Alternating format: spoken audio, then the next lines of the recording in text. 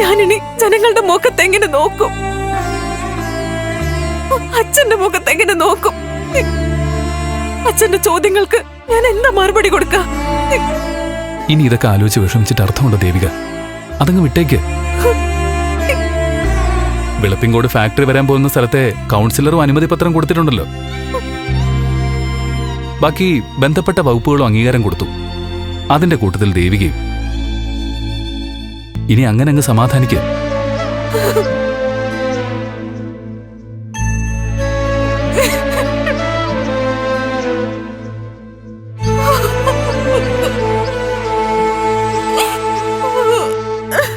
ദേവിക, ഞാൻ പറയുന്നൊന്ന് കേൾക്ക്. കാറിൽ കയറ്. ആളുകൾ ആരെങ്കിലും കണ്ടാ പിന്നെ അത് വലിയ വാർത്തയാവും, നാണക്കേടാവും. പ്ലീസ് കയറ. ഞാൻ പറയുന്നൊന്ന് കേൾക്ക്.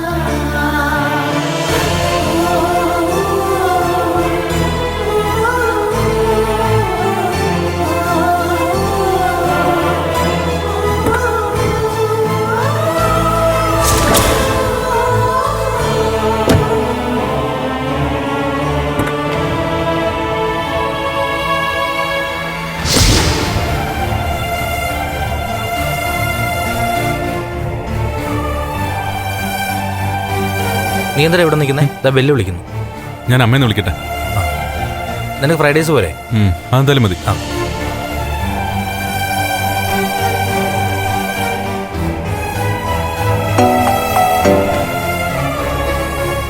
നന്ദ, നീ എവിടെയാ? ഞാനും കെവിനും ഇസബെല്ലയൊക്കെ ഒരുമിച്ചുണ്ടമ്മേ. ഇസബെല്ലയ്ക്ക് വലിയ സന്തോഷമായി. മോനെ, ഇനി കുഴപ്പമൊന്നും ഉണ്ടാവില്ലല്ലോ അല്ലേ? ഇല്ലമ്മേ, ഇനി പ്രശ്നമൊന്നും ഉണ്ടാവില്ല. ഋഷിയെക്കുറിച്ചുള്ള കേസിനെ സംബന്ധിച്ച് ഇസബെല്ല എന്തെങ്കിലും പറഞ്ഞോ? ഇനിയും അന്വേഷണം എന്തെങ്കിലും ഉണ്ടാവോ? ഇല്ലമ്മേ, ഇനിയല്ല ഇസബെല്ല നോക്കിക്കോളും. മോനെ, ദേവിക ഓഫീസിൽ നിന്ന് വരുമ്പോ നീ അവളെ സമാധാനിപ്പിക്കണം. പാവം, ചങ്ക് പറിച്ചു തരും പോലെയാകും അവൾ ഈ സർട്ടിഫിക്കറ്റ് ഒപ്പിട്ട് തന്നത്. ജയിലിൽ പോവാതിരിക്കാനാണെങ്കിലും നമ്മൾ അവളോട് പെരുമാറിയത് തീരെ ശരിയായില്ല.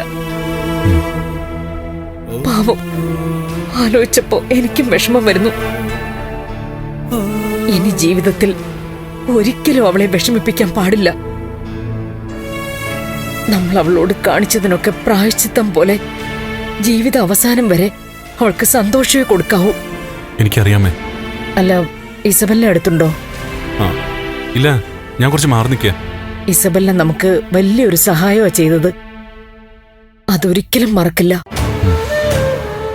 പക്ഷേ അവൾ അതിനിങ്ങനെ പ്രതിഫലം ആവശ്യപ്പെടുമെന്ന് ഞാൻ ഒരിക്കലും കരുതിയില്ല. ഞാൻ പറഞ്ഞില്ലേ, അവള് അങ്ങനെ ഒരു അവസ്ഥയിലായിപ്പോയി. പോട്ടെ, എന്തായാലും ഒരു വലിയ ഭീകരാവസ്ഥയിൽ നിന്നാ അവള് നമ്മളെ രക്ഷിച്ചത്. നീ ഉടനെ വരില്ലേ? ഇല്ലമ്മേ, ഒരല്പം വൈകും. നീ എങ്ങോട്ട് പോവാ? കെവിന്റെ കൂടെ ഒരിടം വരെ പോണം. എന്നാലും സന്ധ്യക്ക് മുമ്പേ എത്തില്ലടാ. നോക്കട്ടെ. നീ എത്രയും നേരത്തെ വാ. നമുക്ക് ദേവികയോട് സംസാരിക്കണം. അവളുടെ വിഷമം മാറ്റണം. ഞാൻ കഴിവ് നേരത്തെ വരാം. ശരി മോനെ. ശരി അമ്മേ.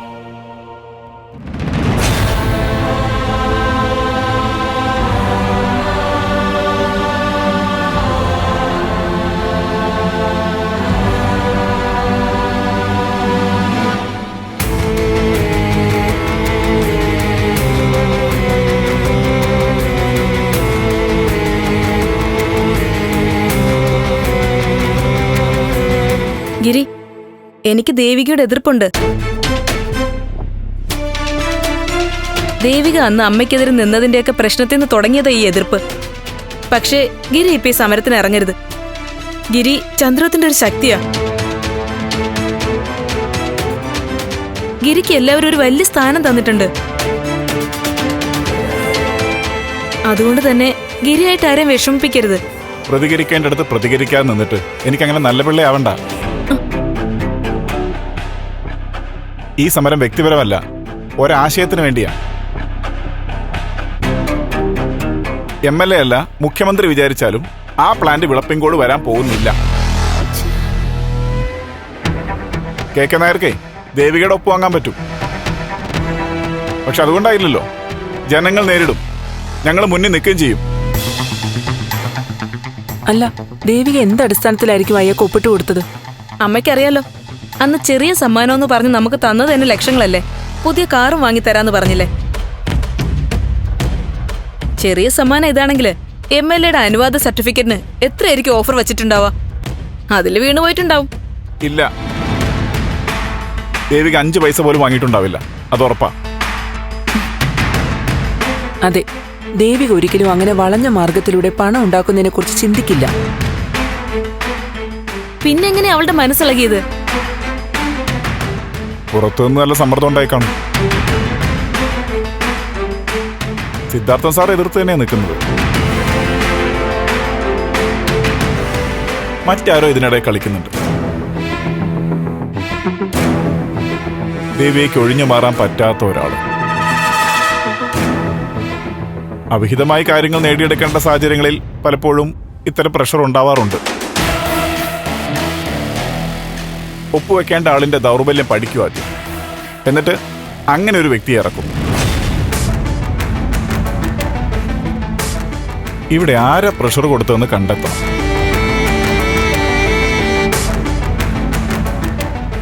നന്ദനായിരിക്കൂ?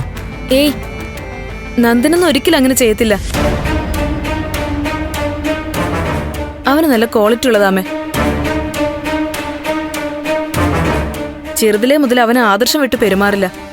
പിന്നെ ആ മീര അവനെ സ്വാധീനിക്കാൻ വേണ്ടി എന്തൊക്കെ വഴികൾ നോക്കി, അവൻ വീണോ?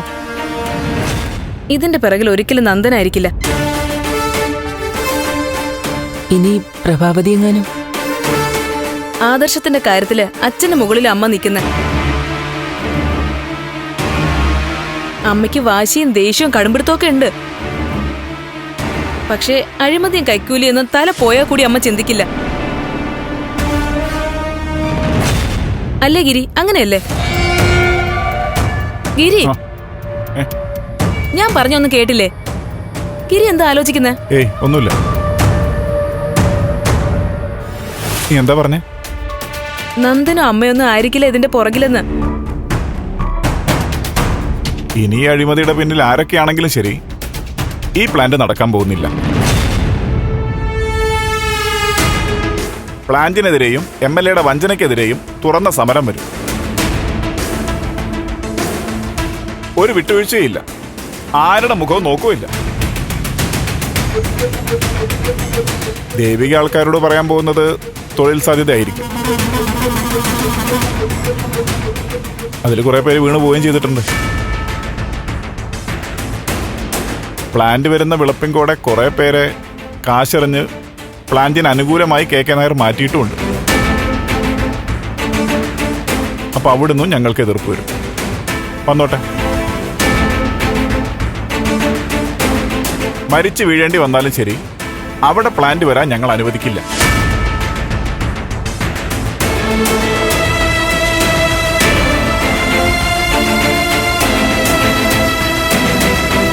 ഈ ദേവിയേക്ക് എന്താ പറ്റിയത്?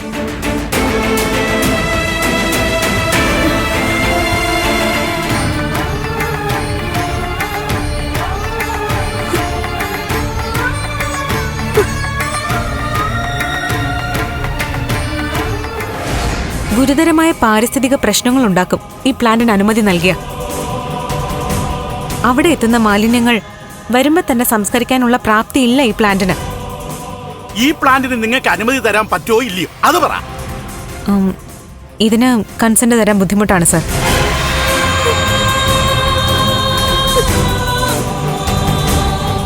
ഒരു ഭീഷണിയുടെ രീതിയിലൊക്കെയാ അയാൾ പോയത്. ഒരു രീതിയിലും വിട്ടുകൊടുക്കരുത്. സമ്മർദ്ദങ്ങൾ പല രീതിയിൽ വരും, മനസ്സിളകരുത്.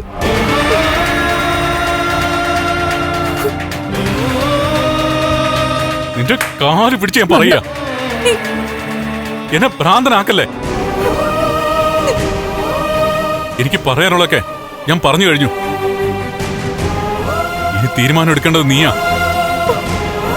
നിന്റെ ആദർശം വേണോ, എന്നെ ജീവനോടെ വേണോന്ന് നീ നന്നായിട്ട് ആലോചിച്ച് തീരുമാനം എടുത്തോ.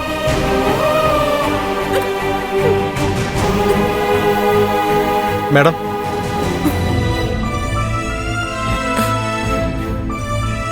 എന്താ മാഡം, ഒരാൾ കാണാൻ വന്നിട്ടുണ്ട് മാഡം.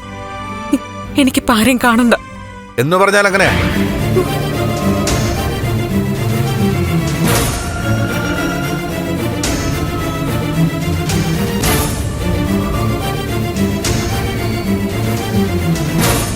MLA കാണണമെന്നും വെച്ച് മണ്ഡലത്തിലെ ഒരാളെ വന്ന കാണണ്ടെന്ന് പറഞ്ഞാൽ അങ്ങനെയാ.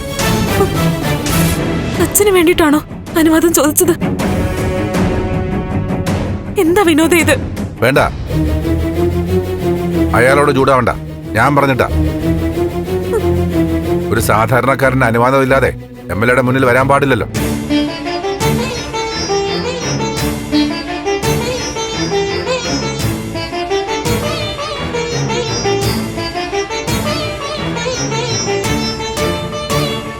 അച്ഛ, വേണ്ട, അച്ഛനെന്നുള്ള പദവിയൊക്കെ കഴിഞ്ഞു. ഞാനിവിടെ ഒരു സാധാരണ പാർട്ടി പ്രവർത്തനമായിട്ടാണ് വന്നിരിക്കുന്നത്. അച്ഛ, അച്ഛന്റെ ദേഷ്യവും സങ്കടവും ഒക്കെ എനിക്ക് മനസ്സിലാവും. എനിക്ക് ദേഷ്യവും സങ്കടമൊന്നുമില്ല. സഹതാപ, ഒരു ജനപ്രതിനിധിയുടെ വീഴ്ച കണ്ടിട്ടുള്ള സഹതാപം. ഞാനിപ്പോ വന്നതെന്താണെന്ന് വെച്ചാ, ഒരു ജനകീയ പ്രക്ഷോഭം ഉരുണ്ടുകൂടുന്നുണ്ട്. വിളപ്പിൻകോടത്തെ പൊതുജനങ്ങളും പ്രതിപക്ഷവും ഒക്കെ കൂടിയുള്ള സമരമാണ്. ഗവൺമെന്റിനും MLAയ്ക്കും എതിരെ. എന്തെങ്കിലും സഹായം ആവശ്യമുണ്ടെങ്കിൽ പറയണം. പാർട്ടി പ്രവർത്തകരെ ഏർപ്പാടാക്കാനാ. സോഷ്യൽ മീഡിയയിലെ പ്രതിരോധമൊന്നും വിജയിക്കാൻ പോകുന്നില്ല. എന്തെങ്കിലും ആവശ്യമുണ്ടെങ്കിൽ വിളിക്കുക. അച്ഛാ,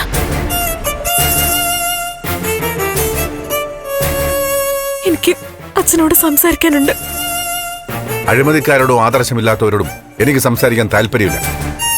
അച്ഛാ, അതുമല്ല, ഞാൻ ഇനി മുതൽ ഒരു സാധാരണ പൊതുജനമായിട്ടായിരിക്കും നിന്റെ മുന്നിൽ വരിക. അങ്ങനെ കണ്ടാ മതി. എന്തിനാ അച്ഛാ ഇങ്ങനെയൊക്കെ പറയുന്നത്? വാക്കിന്റെ വിലയുണ്ടല്ലോ, അത് വലിയ വിലയാ. ആ വില പോയാ ആളിന്റെയും വില പോയി. അച്ഛാ,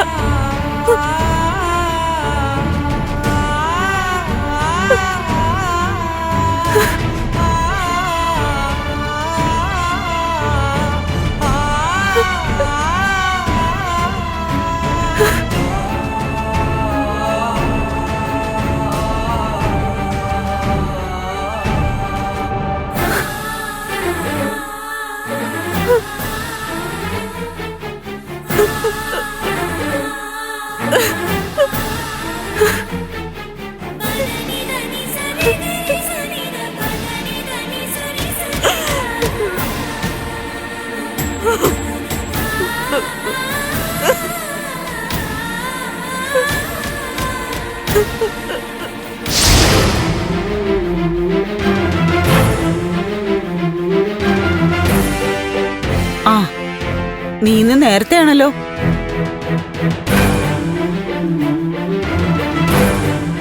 ദാ ഇപ്പൊ ചായ ഉണ്ടാക്കി വെച്ചതേ ഉള്ളൂ. പോയെടുത്ത് കുടിച്ചോ. ചായ അല്ല, ഒരു കുപ്പി വിഷം ഉണ്ടെങ്കിൽ എടുത്തു വെക്ക്, അത് കുടിക്കാം. ഇനി എന്തിനാ ജീവിച്ചിരിക്കുന്നെ? എന്താടി? ഒരു MLA വന്നിരിക്കുന്നു. എന്താടി, എന്താ നിനക്ക് പറ്റിയത്? എനിക്കൊന്നും പറ്റിയിട്ടില്ല, ഇനിയൊട്ട് പറ്റുകയില്ല. പറ്റിയതൊക്കെ ഇവിടുത്തെ മൂത്ത മോൾക്കാ, ദേവിക മോൾക്ക്. ഒരു MLA കാരണം നമ്മൾ ഇനി എങ്ങനെ ജീവിക്കൂ എന്തോ. ഒരു കാര്യം ചെയ്യേ, വല്ല കറുത്തമുണ്ടോ പുതപ്പോ വാങ്ങിച്ച് സ്റ്റോക്ക് ചെയ്യേ. നാട്ടുകാരുടെ കണ്ണി പെടാതെ പുതച്ചു മൂടി നടക്കാൻ. എന്താ ശരി, കാര്യം പറ. ആദർശപുത്രിയെ ആദ്യത്തെ ഭരണപരിഷ്കാരം നടത്തി. രാജ്യസേവനത്തിന് ഒരു പൊൻതൂവൽ.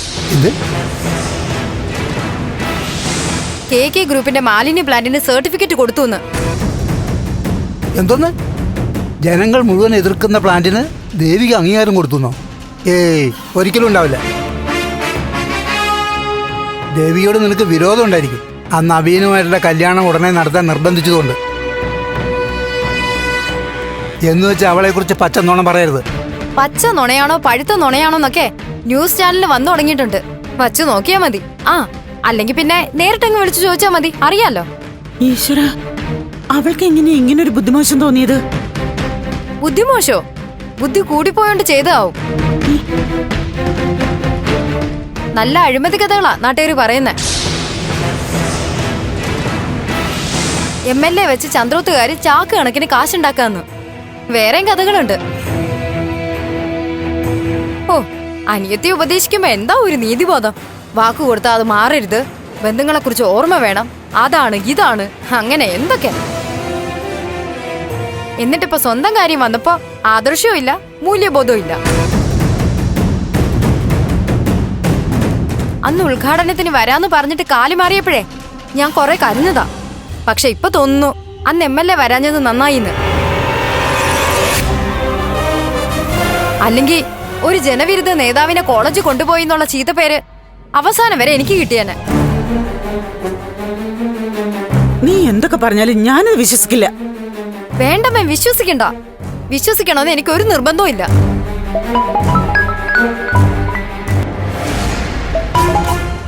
ഹലോ, ആരാ? മാമ, അച്ഛൻ ഇവിടെ ഉണ്ട്, ഞാൻ കൊടുക്കാം. ഇതാ. ആരാ മോളെ? അച്ഛനാ, സംസാരിക്കേ. ആ, രാമേന്ദ്ര. എന്താ രാമേന്ദ്ര? രാമേന്ദ്ര, ഞാൻ ചോദിക്കാം. അയ്യോ, എനിക്കറിയില്ല അത്. ഞാനിപ്പോ രാമേന്ദ്രൻ പറയുമ്പോൾ അറിയുന്നത്. രാമേന്ദ്ര, ആരാ വിളിച്ചത്? രമണിയുടെ ഭർത്താവില്ലേ രാമേന്ദ്രൻ? വിളപ്പംകോടല്ലേ വീട്. അവിടെ പ്ലാന്റ് സ്ഥാപിക്കാൻ ദേവിക അനുവാദം കൊടുത്തതിനെതിരെ വലിയ പരാതി പറയാ. പരാതിയൊന്നുമല്ല, പച്ച തെറിയ പറയുന്നത്. അവന്റെ സ്വഭാവം നിനക്കറിയാലോ. നാട്ടുകാരൊക്കെ ദേവികയ്ക്കെതിരെ സംഘടിക്കാൻ പോവാന്ന്. ഇപ്പൊ സമാധാനായല്ലോ.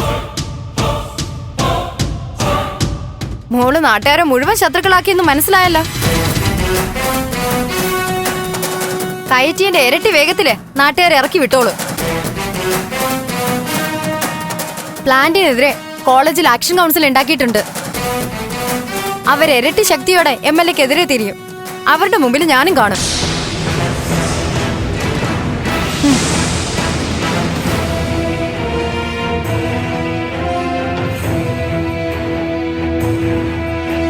ശാരി പറയുന്നതൊക്കെ സത്യാണോ മാധവേട്ട? അവൾക്കിത് എന്തു പറ്റി? സംഭവം സത്യ. അല്ലെങ്കിൽ രാമേന്ദ്രൻ എന്നെ ഇങ്ങനെ ചീത്ത വിളിക്കുവോ? നമ്മുടെ മോളെ ആരോ ചതിപ്പെടുത്തിയിരിക്കുക. അല്ല, ദേവിയ മോൾ ഇങ്ങനെ ചെയ്യില്ല.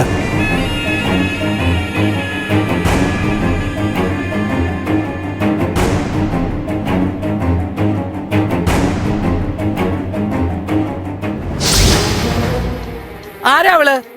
വലിയ MLA വന്നിരിക്കുന്നു. ഇന്നലെ പെയ്ത മഴയിൽ മുളച്ച ഒരു രാഷ്ട്രീയക്കാരി.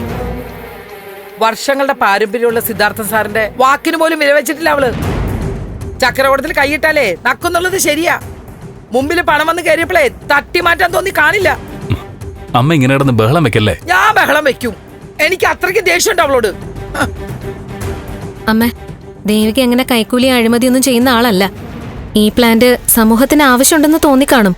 ഈ പ്ലാന്റ് നാട്ടുകാർക്കല്ല ആവശ്യം, ദേവിയേക്കും ചുറ്റുപാട് നിൽക്കുന്നവർക്കാ. അതിവിനയം കാണിക്കുന്നവരെ വിശ്വസിക്കാൻ കൊള്ളില്ലെന്ന് പറഞ്ഞ സത്യ. ഏതോ അഴിമതിക്കാരുടെ ചട്ടുകായി മാറിപ്പോയി ചന്ദ്രത്തെ മരുമോള്. ഓ, എന്നാൽ ഇങ്ങനെയൊക്കെ ആൾക്കാർ മാറുവോ? അമ്മേ, മതി. എന്ത് മതിയെന്ന്? നീ അവളെ അനുകൂലിക്കും, കാരണം ശമ്പളം തരുന്ന അവളല്ലേ. പക്ഷെ ഞാൻ പറയും,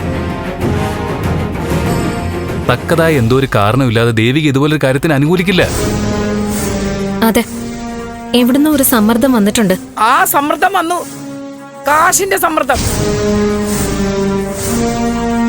ഓ, എന്നാലും അവള് കാശിന് വേണ്ടി ഇങ്ങനെ ആക്രാന്തം കാണിക്കാൻ പാടില്ലായിരുന്നു. മുരളേട്ടാ, ദേവികയ്ക്ക് എന്താ പറ്റിയത്? എനിക്കൊന്നും മനസ്സിലാവുന്നില്ല. എന്തായാലും ഒപ്പിട്ടതിൽ ദേവികയ്ക്ക് നല്ല പശ്ചാത്താപമുണ്ട്. എന്റെ മുന്നിൽ പൊട്ടിക്കരഞ്ഞു. നല്ല കുടുംബത്തിൽ പിറന്നവരെ അഴിമതിക്കാരാവുമ്പോ അങ്ങനെയാ, നന്നായിട്ട് അഭിനയിക്കും. ആർക്കെങ്കിലും ഒരു സംശയം ഉണ്ടെങ്കിലേ അത് ആ കണ്ണീരിൽ അങ്ങ് മാച്ചു കളയും. അല്ല മുരളേട്ടാ, ഈ മാലിന്യ പ്ലാന്റ് വരുന്നതില് ദേവിക എന്തെങ്കിലും നല്ല വശം കണ്ടിട്ടുണ്ടോ? അതിലൊരു നല്ല വശമില്ല. ഒരിക്കലും അനുവദിക്കാൻ പാടില്ലാത്ത പ്രോജക്റ്റ്. പിന്നെന്തിനാ ദേവിക ഇതിൽ ഒപ്പിട്ട? അല്ല, ഗവൺമെന്റ് മാറുമ്പോ അന്വേഷണമൊക്കെ വന്നാ കുഴപ്പമാവില്ലേ? അല്ല, പ്ലാന്റ് വേണോന്ന് ആവശ്യപ്പെടുന്ന ആൾക്കാരും ഉണ്ട്. അതുണ്ടാവുമല്ലോ. അമ്മ തല്ലിയാലും രണ്ടു പക്ഷമല്ലേ. പിന്നെ സിറ്റിയിലുള്ള കുറച്ചു പേർ ഈ പ്ലാനിനെ അനുകൂലിക്കും. സിറ്റിയിലുള്ളവർക്ക് സ്വന്തം ഫ്ലാറ്റിലെ മാലിന്യം പാവങ്ങളെ നാട്ടിൽ കൊണ്ടേ തട്ടിയാ മതിയല്ലോ. MLA-ക്കെതിരെ ചില സംഘടനകള് സമരത്തിനിറങ്ങുമെന്ന് കേൾക്കുന്നു. ആ, ഇറങ്ങണം. സമരത്തിന് മുന്നിൽ ഞാനും ഉണ്ടാവും. നാട് ചീത്തയാക്കാൻ ഞാൻ സമ്മതിക്കില്ല. സമരെങ്കിൽ സമരം.